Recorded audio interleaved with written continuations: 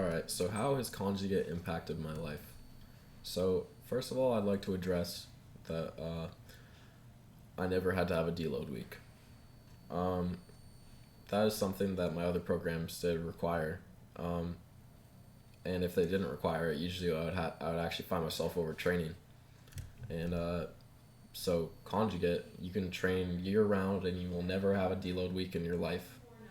And if you do, usually it's just due to high stress, not from lifting at all.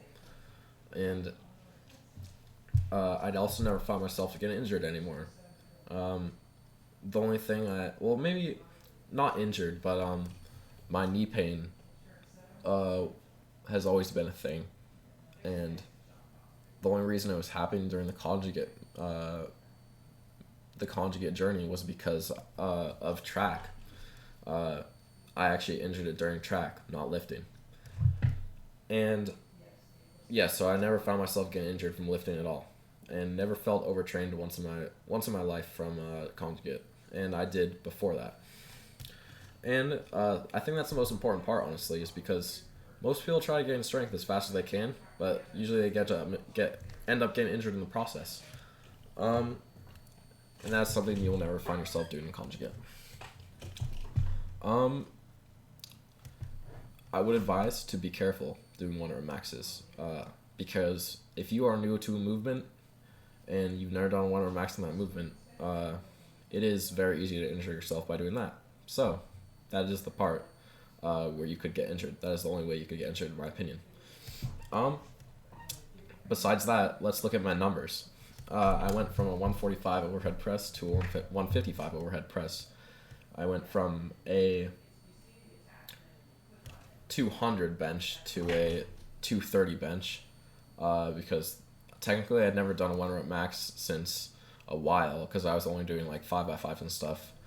So I probably had around a 215 bench, to be honest, and I went to a 230 bench, so pretty good improvement. And I went from a 300 squat, or it was a 315 squat, to a 335 squat, which I do believe is probably improved by now. I haven't done one rep max in that for quite a while now. And my deadlift went from, I think, around 390 to 410. That problem probably could have been improved more than it should have.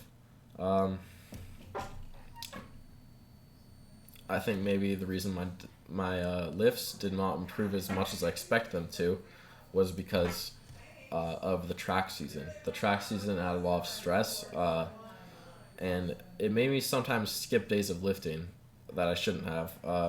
If you skip a day of conjugate, that's probably the worst thing you can do, because you're already getting enough recovery. So if you skip a day of conjugate, you're putting yourself in some deep trouble. So you should not be skipping days of conjugate. And the fact that track made it so that I couldn't do my GBP workouts. And as I said before, a lot of conjugate lifters found themselves degressing when they didn't do their GBP workouts. For my GBP, I guess I could just consider that as track, because I was doing shot put. I don't think I considered shot put as like contributing to my lifting though, because you're only using one arm, and it's not very good for cardio. So I guess track made me kind of feel like I was degressing, or maybe maintaining my current strength. I do believe once I get out of track, I will be able to keep progressing as I was before. And a bit of vacation did get in the way. I didn't have a gym for a while. I was doing college chores. So, note to self, you should not be skipping days of conjugate at all, because that will put you in the gutter, and you will find yourself kind of feeling like you're starting from day one again, I guess. So that is the disadvantage of conjugate. You need to stick to your program. And that is pretty much how it has impacted my life. And so I think the greatest thing about it is I never found myself getting injured. That is just a blessing that came with it. And so thank you for watching.